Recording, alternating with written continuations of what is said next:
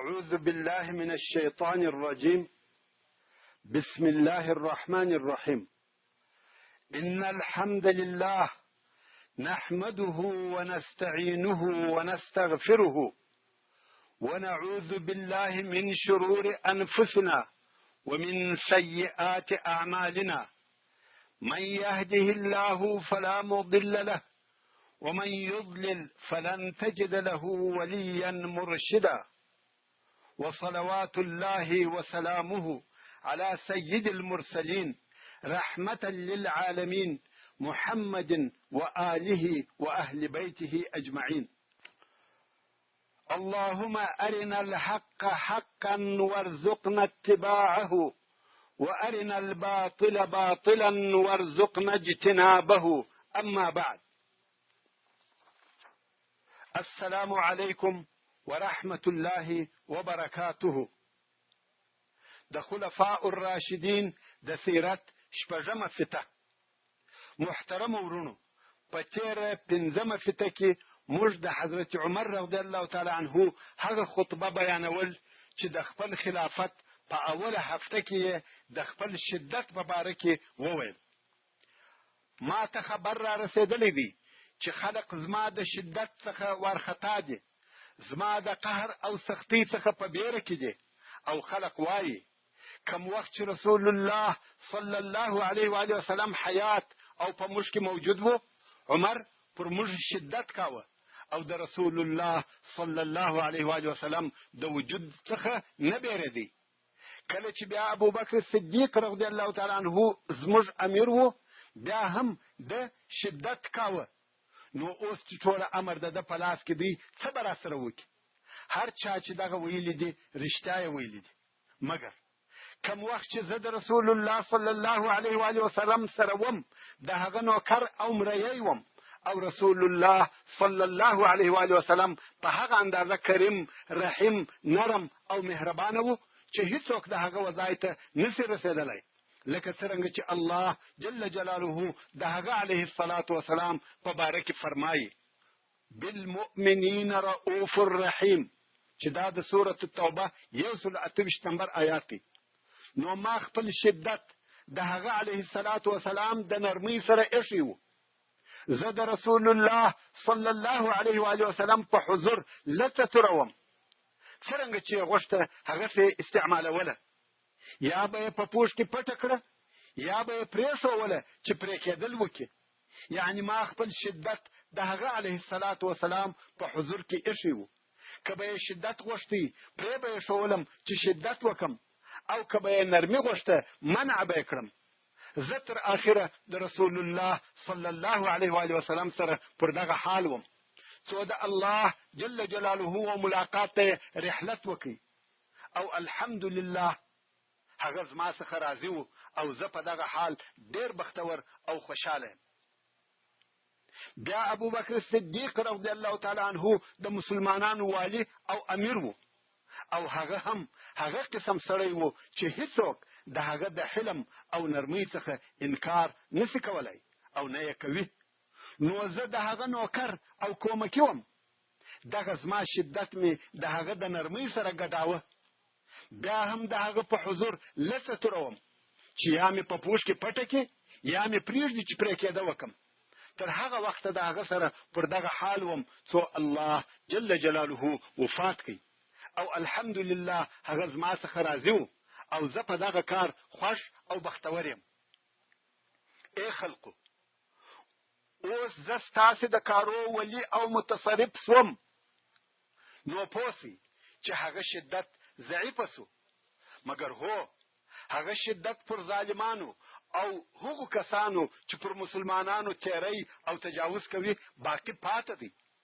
مګر دینداره، صالحو او مستقیمو خلقو ته تر هر چا نرم یم، او هیڅوک نه پرېږدم چې پر چا ظلم یا تیری وکړي.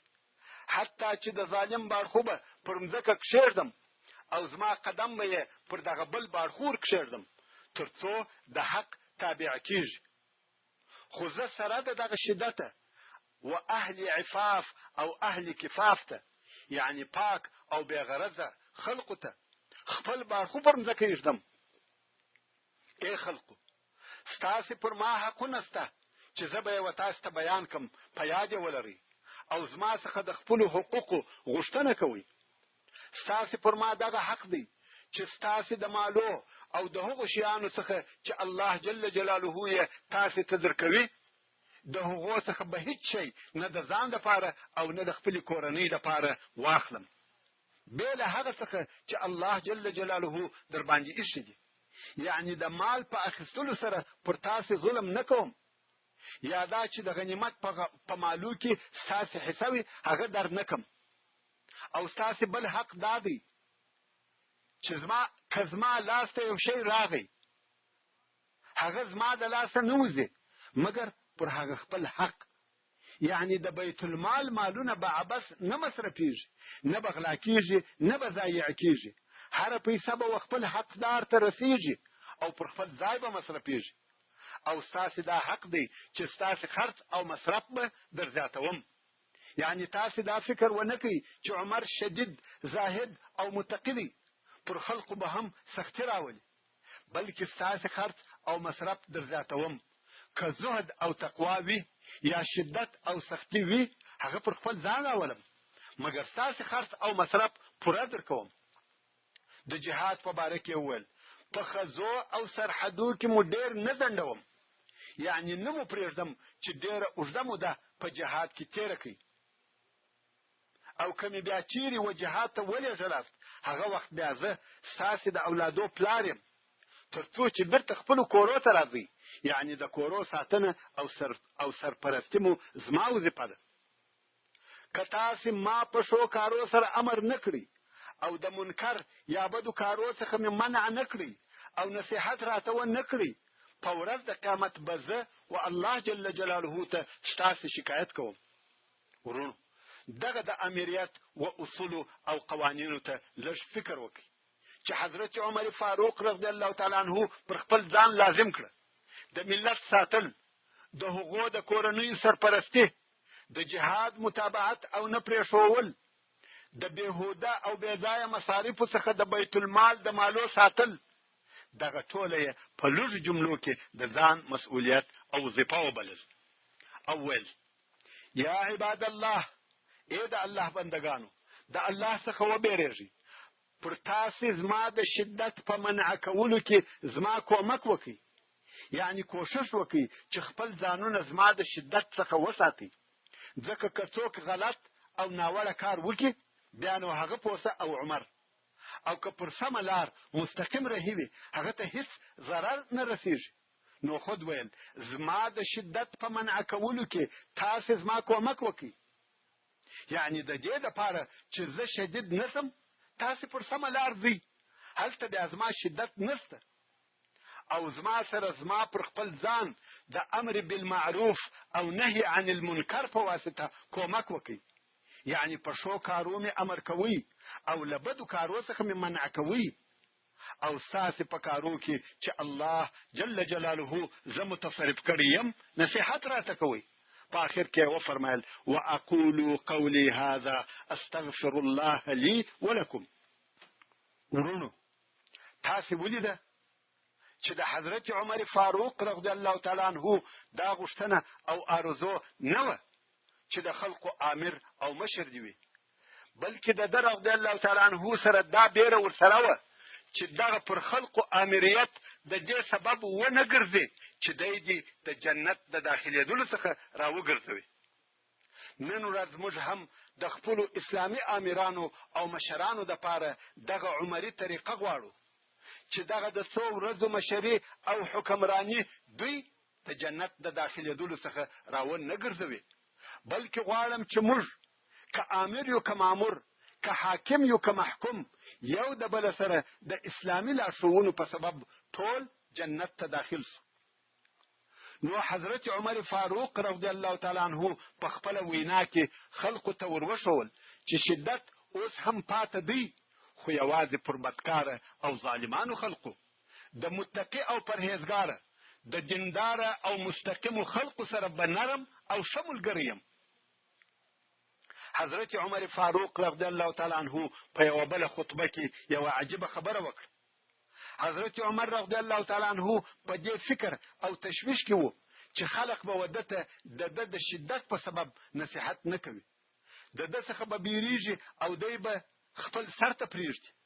نو یو وخت خطبه ویل او د خطبه په منځ کې وویل: ای خلکو، کما په خپل سر او د خپل خوښ مطابق امرونه کول تاسو څه وایاست؟ یعنی کومې دنیوي کارونه شروع کړه او هر څه چې ما غوښته هغه څه حکم کاوه، تاسو څه کوئ؟ خلق ټوله چپ و، د بیرې څخه هیڅ ونه ویل. حضرت عمر رضی الله تعالی عنہ بیا دغه جمله تکرار کړه او ویل: ای خلقو، کما په خپل سر حکمونه کول تاسو څه وایاست؟ بیا هم چا جواب ورنکړ.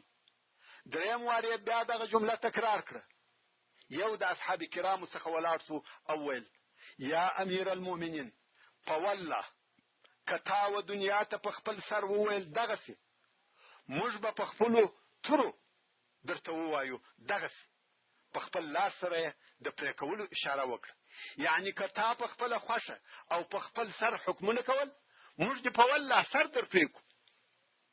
دغه سړی د حضرت عمر رضی الله تعالی عنہ د شدت څخه ونه بیریدی او حق جواب ورته وایي. د نن ورځې د غدارانو او چاپلوسانو څخه نه چې د حاکم او رئیس د هر حکم په مقابل کې بل صاحب او بل صاحب وایي. عمر رضی الله تعالی عنہ په لوړ आवाज پرنارې کړه: څه دی وویل؟ غواړي چې وی پیروي. هغه صحابي وویل: کتا پر دنیا په خپل سر حکم کاوه، په والله موږ به په خپلو تورو ستا سر در په هوا کو. عمر رضی الله تعالی عنہ وویل: الحمدلله، زه پر دې بیریدم چې څوک به نشي ولاړ. زه پر خپل ځان بیریدم چې زما د ډېر هیبت په سبب به څوک ما نه اصلاح کوي، څوک به د بیرې په سبب حق وینا نه راته کوي، سمه لار به نه راشي. مګر اوس مطمئن او خوشحاله سوم.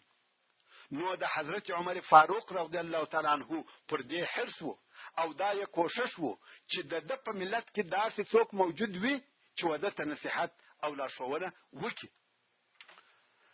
د حضرت عمر رضی الله تعالی عنہ په فضیلت او لوړه درجه کې ډېر احادیث راغلي دي.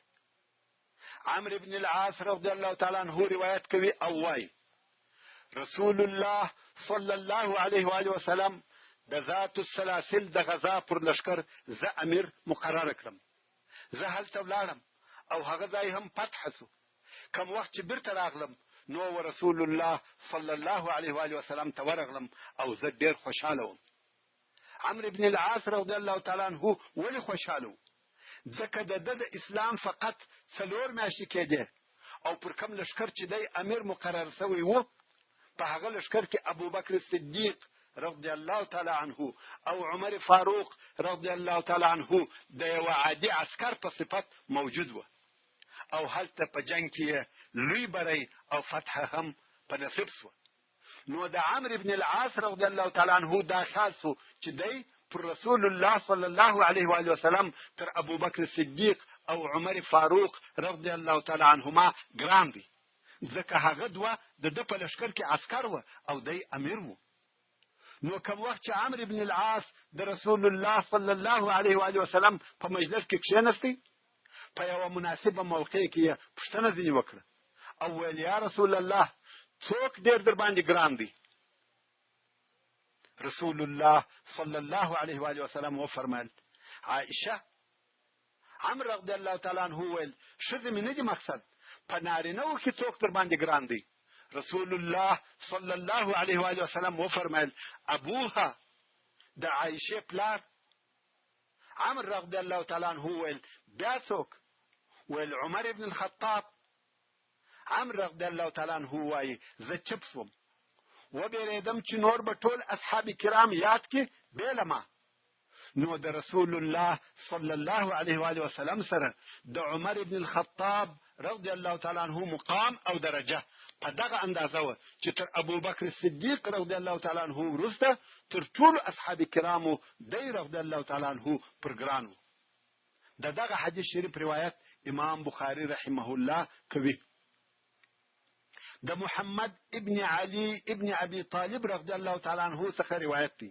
ورونو، دغه محمد ابن علي په محمد ابن حنفیه سره مشهور دی، ځکه چې دی د حضرت علي رضی الله تعالی عنه د هغې ښځې زوی دی چې حنفیه ورته ویل کېده، او دغه ښځه د بنو حنیفه د قبیلې څخه وه او د یمامې اوسېدونکې وه.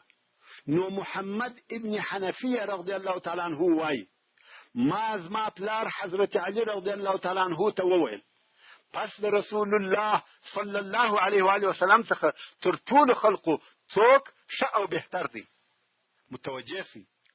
محمد ابن علي ابن ابي طالب د خپل پلار علي رضی الله تعالی عنه څخه پوښتنه کوي چې تر رسول الله صلی الله علیه و آله وسلم وروسته تر ټولو خلقو ښه او بهتر څوک دی؟ حضرت علي رضی الله تعالی عنه وویل ابو بکر.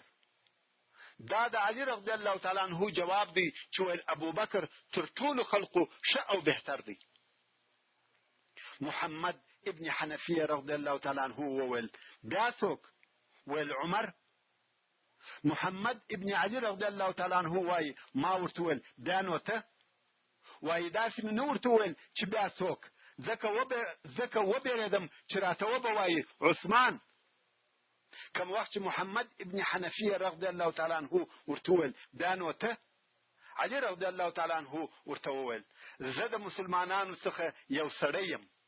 دا د حضرت علي رضی الله تعالی عنه تواضع وه. دغه حدیث شریف روایت امام بخاری رحمه الله کوي. د عبد الله ابن عمر رضی الله تعالی عنه څخه روایت دی چې رسول الله صلی الله علیه و آله وسلم د خلقو څخه داسې لري او جلاسو چې بل هیڅوک نه و ورسره بې له ابوبکر او عمر څخه. نو یې خلقو ته وکتل او ویې فرمایل د قیامت په ورځ دغسې راپاڅول کېږي. نو د قیامت په ورځ چې رسول الله صلی الله علیه و آله وسلم د مځکې یا د قبر څخه بعث یا راپورته کړل شي، ابو بکر او عمر رضی الله تعالی عنهما به ورسره ملګري وي. د عبد الله ابن شقیق څخه روایت دی چې عایشه رضی الله تعالی عنها ته مې وویل ورسول الله صلی الله علیه و آله وسلم ته کم اصحاب کرام ډېر ګران و. ډېر رضی الله تعالی عنها وویل ابو بکر. ما ویل بیا څوک؟ ویل عمر. ما ویل بیا څوک؟ ویل ابو عبیده رضی الله تعالی عنهم اجمعین. ابو جحیفه رحمه الله وایي د علي رضی الله تعالی عنه څخه مې واورېده چې ویل آیا پس له نبي څخه په ښه او بهتر د دغه امت مو خبر کم؟ بیا یې وویل ابو بکر. بیا یې وویل آیا پس له ابو بکر څخه په ښه او بهتر د دغه امت مو خبر کم؟ نو یې وویل عمر.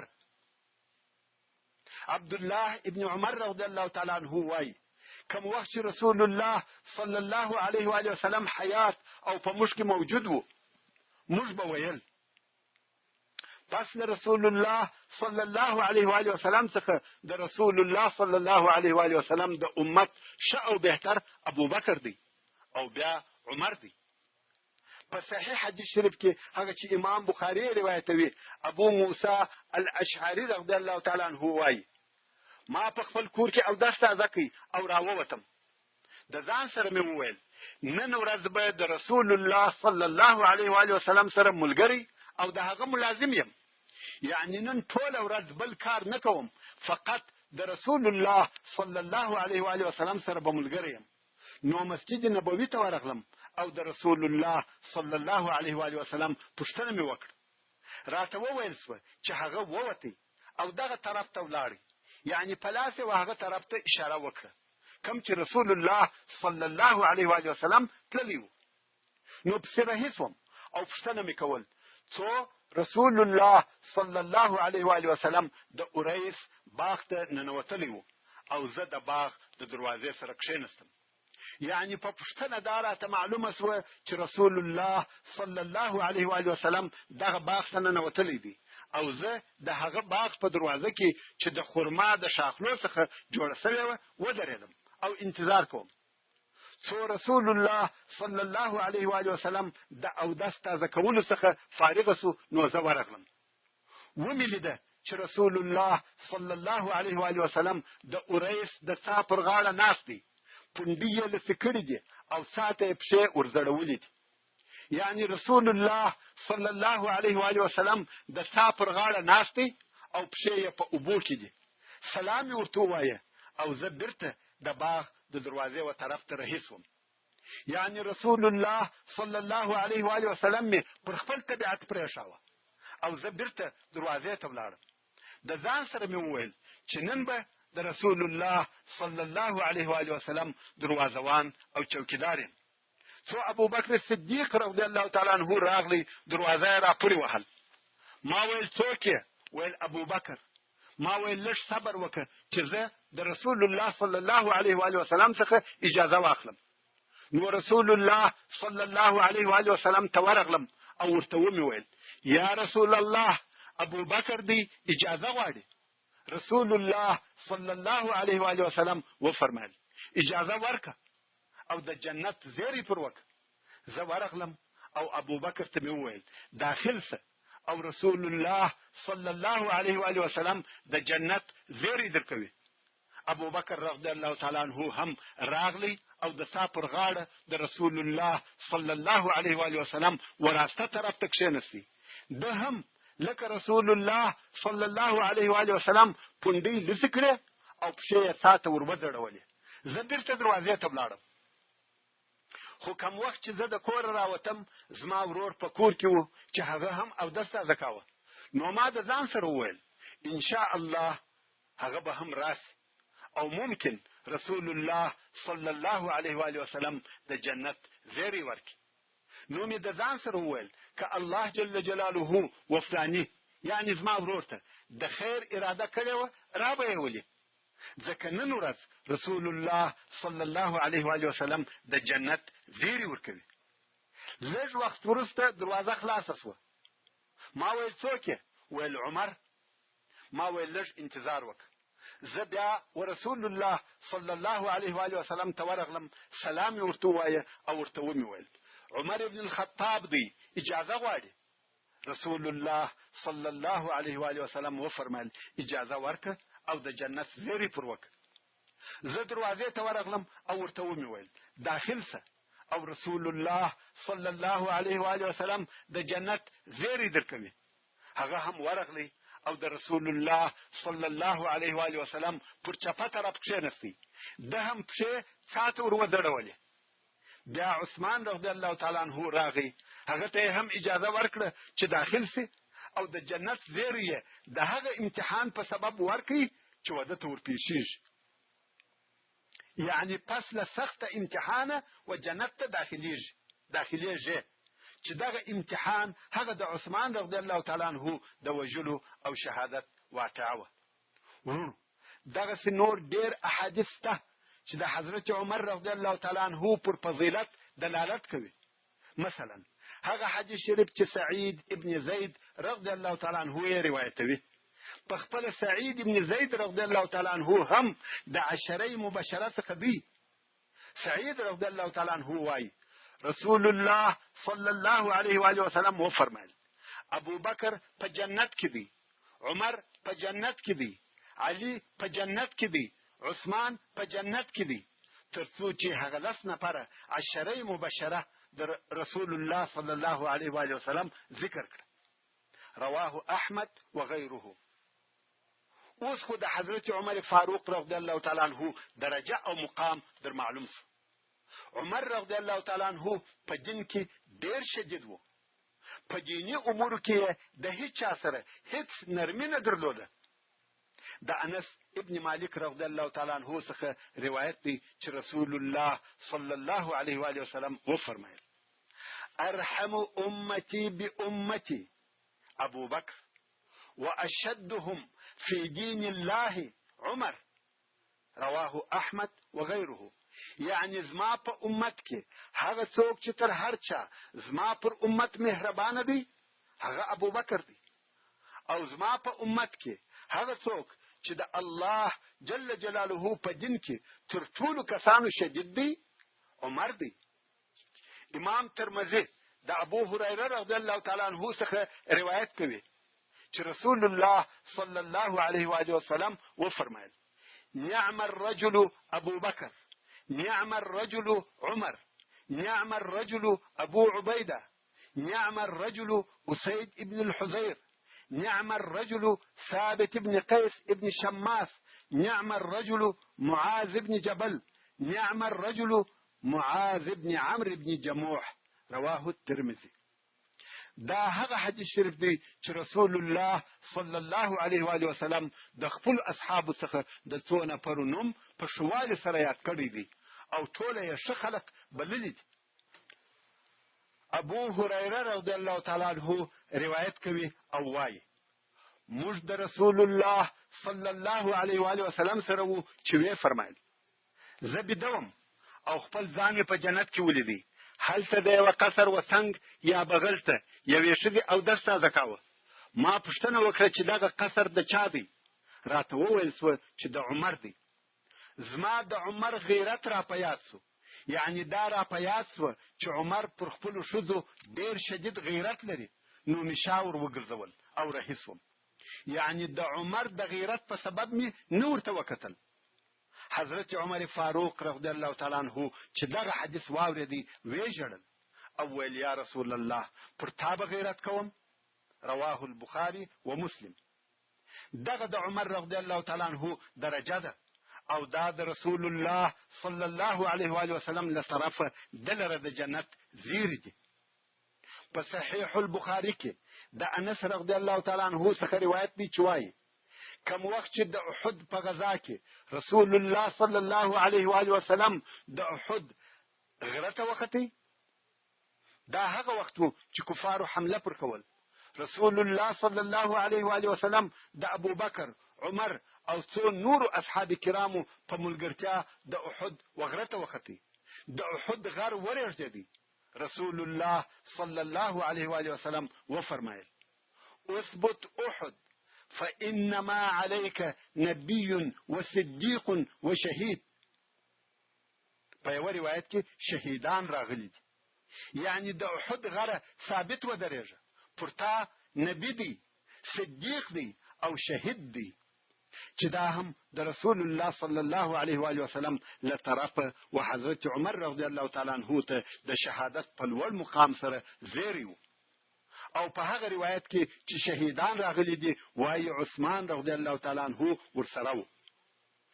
د ابي امامه الباهلي رضی الله تعالی عنه څخه روایت دی چې وایي د رسول الله صلی الله علیه و آله وسلم څخه مې واورېده چې وی فرمایل په خوب کې جنت ته داخل سوم او په جنت کې مې ماته نږدې د یو حرکت आवाज واورېدی. ما پوښتنه وکړه چې دا د څه شي आवाज وو؟ ویل دا بلال دی. نور هم په جنت کې ګرځېدم چې د جنت اکثره اوسیدونکي د مهاجرینو غریبان او د مسلمانانو کوچنیان وو، یعنی هغه چې په کوچنیوالي مړه سوي وي، او تر غنیانو او ښځو مې هیڅوک لږ ونه لیده. راته وویل سوه غنیان هلته په دروازه کې دي، یعنی جنت ته خو به داخل سي، مګر تر اوسه د هغه خپلو مالو حساب ورکوي. مګر ښځې هغه په دنیا کې 2 سرو شیانو مشغوله کړي وي چې زر او ریشمین کالي دي. خوندو ښه متوجه سي په جنت کې د ښځو شمیر لږ دی. دا ولې؟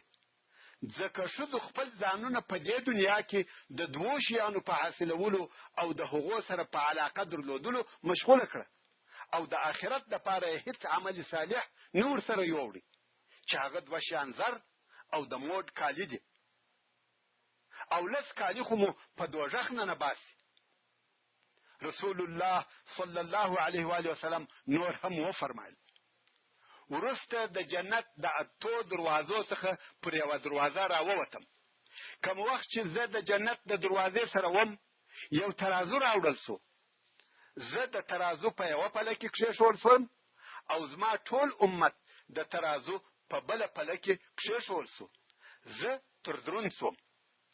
بیا ابوبکر راوستل سو، د ترازو په یوه پله کې کښېښول سو او نور ټول امت د ترازو په بله پله کې کښېښول سو. ابوبکر تر دروند سو. بیا عمر راوستل سو، د ترازو په یوه پله کې کښېښول سو او نور ټول امت بیل ابوبکر د ترازو په بله پله کې کښېښول سو. عمر تر دروند سو. دا د عمر رضی الله تعالی عنہ درجه او مقام دی چې پس له ابو بکر صدیق رضی الله تعالی عنہ څخه تر ټول امت افضل او بهتر دی. امام بخاری د ابو هريره رضی الله تعالی عنہ څخه روایت کوي چې رسول الله صلی الله علیه و آله وسلم وفرمایل په پخوانیو امتو کې داسې خلق و چې الهام به ورته کېدی، الله جل جلاله به د حق الهام ورته کاوه، نو به هغه خلق همیشه پر حق و. او که زما په امت کې داسې څوک وي چې الهام دې ورته وسي، هغه به عمر ابن الخطاب رضی الله تعالی عنہ وي. د ابو سعید الخدری رضی الله تعالی عنہ څخه روایت دی چې رسول الله صلی الله علیه و آله وسلم وفرمایل زه بدوم، یعنی خوب مل دی، خلق راته راوصل کېده، زما په حضور کې تیرېده چې دغه خلقو هر یو قمیص اغوستی و، نو د ځینو خلقو قمیصان تر ځګره و او د ځینو دا تر هغه هم کم و.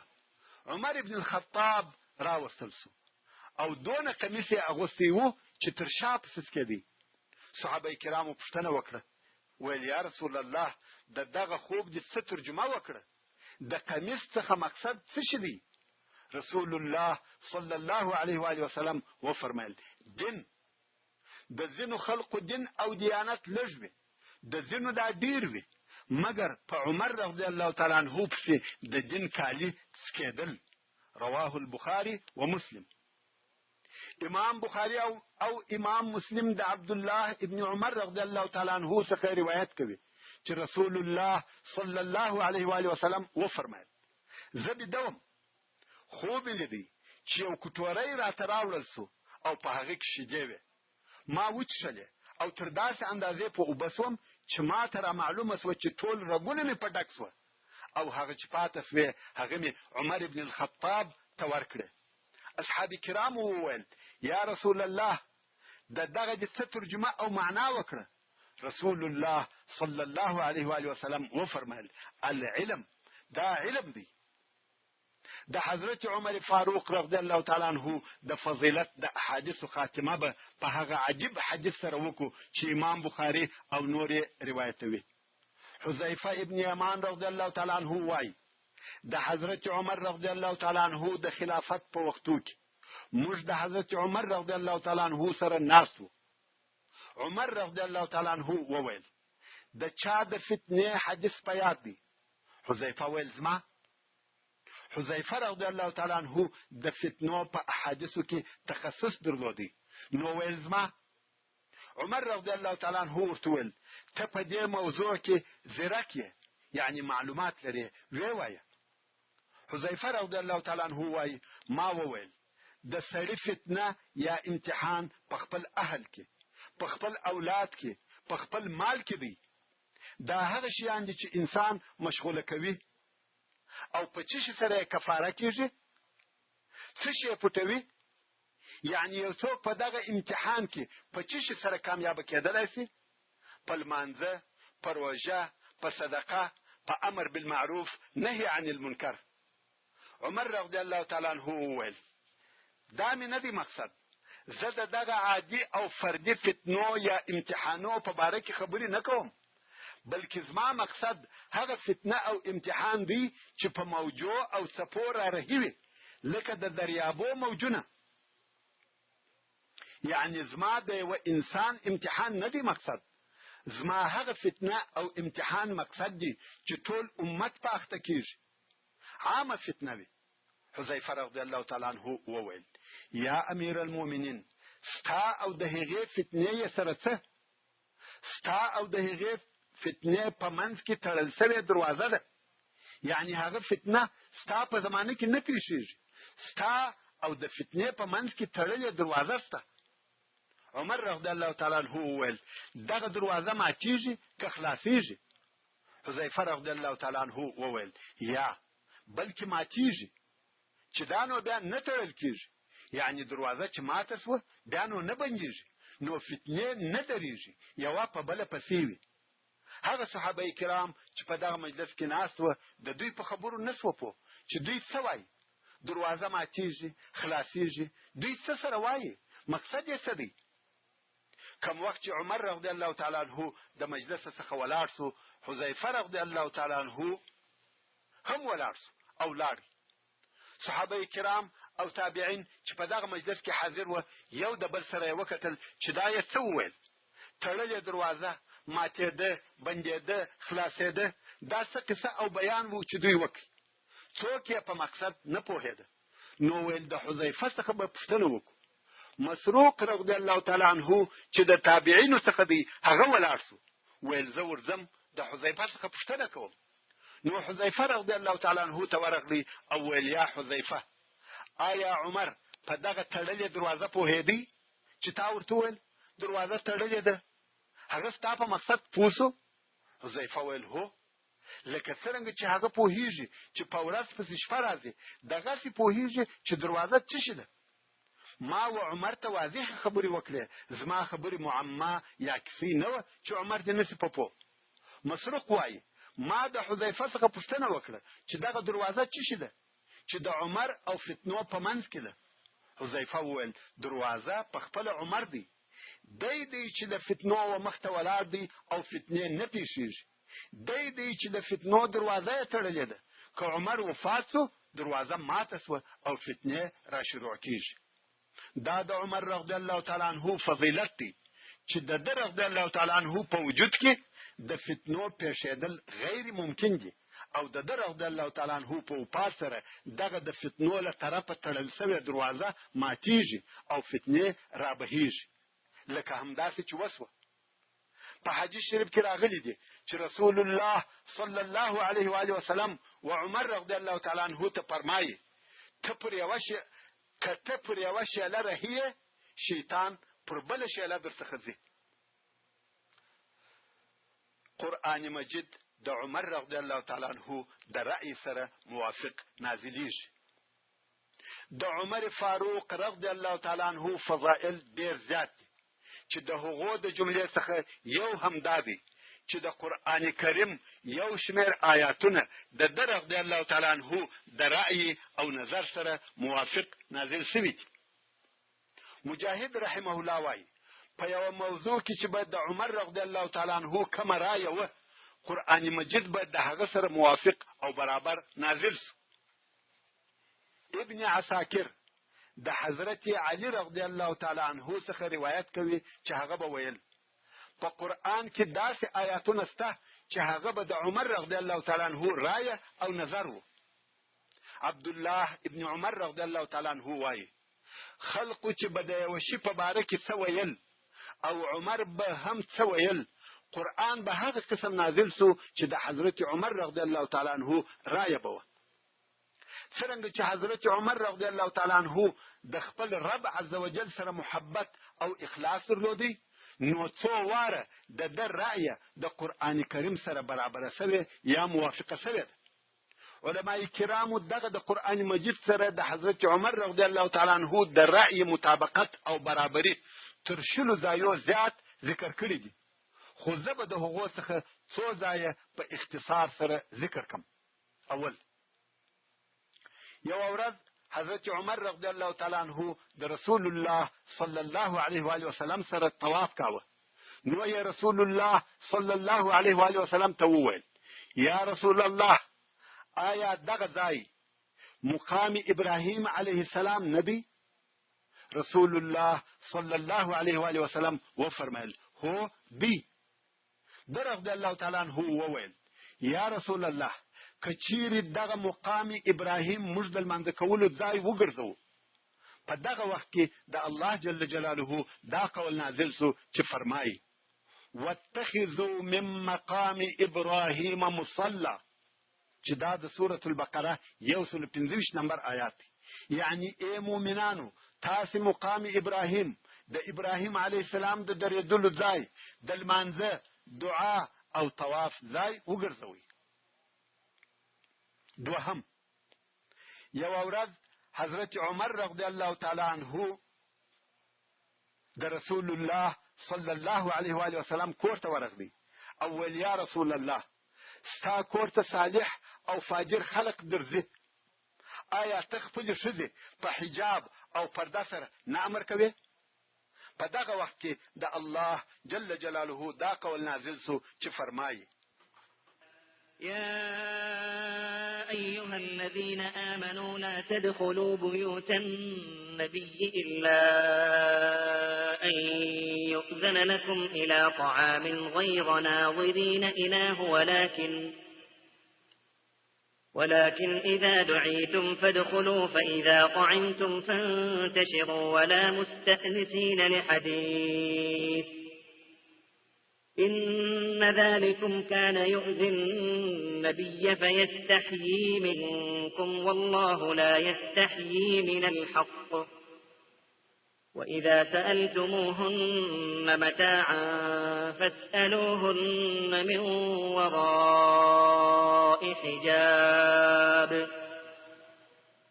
ذلكم أطهر لقلوبكم وقلوبهن وما كان لكم أن تؤذوا رسول الله ولا أن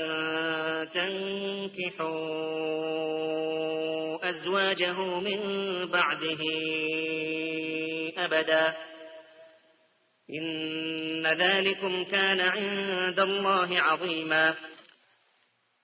چې دا د سورة الاحزاب 53 نمبر آیات دی.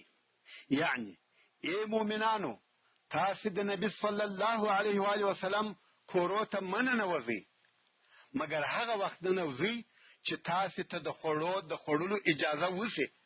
په داسې وخت کې ورسي چې تاسو د خوړو د پخېدلو په انتظار نه یاست، مګر کم وخت چې وبلل سي نو کور ته ورننوځي، او بیا کله چې مو خواړه وخوړل نو ولاړ سي. هلته د خبرو کولو دپاره مه کښېنئ.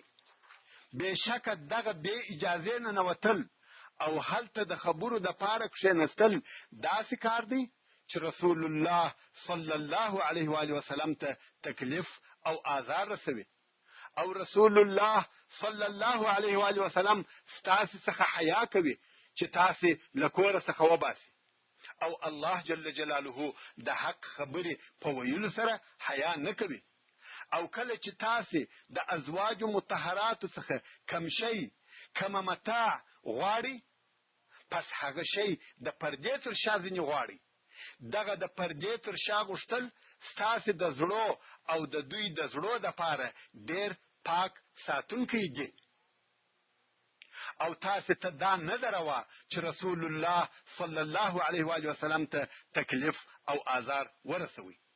دا هم هیڅ کله نه ده درته روا چې د رسول الله صلی الله علیه و آله وسلم ښځې پس له وفاته څخه د ده علیه الصلاة وسلام یا پس له طلاقه څخه په نکاح کړي. بېشکه دغه د رسول الله صلی الله علیه و آله وسلم آزارول او د ده د ښځو سره تر ده وروسته نکاح کول د الله جل جلاله په نیز ډېره لویه ګناه ده. ورونو، دلته په دغه آیات شریف کې زموږ د ژوندانه او مناسباتو دپاره نورې ډېرې لارښوونې هم شته چې په بیانولو سره زموږ بحث اوږدېږي. فقط زموږ مقصد دا و چې ډېر ځله د حضرت عمر رضی الله تعالی عنه رایه د قرآن کریم سره برابره سوې یا موافقه سوې ده. دریم، یوه ورځ رسول الله صلی الله علیه و آله وسلم هغه آیاتونه تلاوتول چې د سورة المؤمنون څخه دغه اوس نازل سوي وه، چې هغه آیاتونه داسې وه: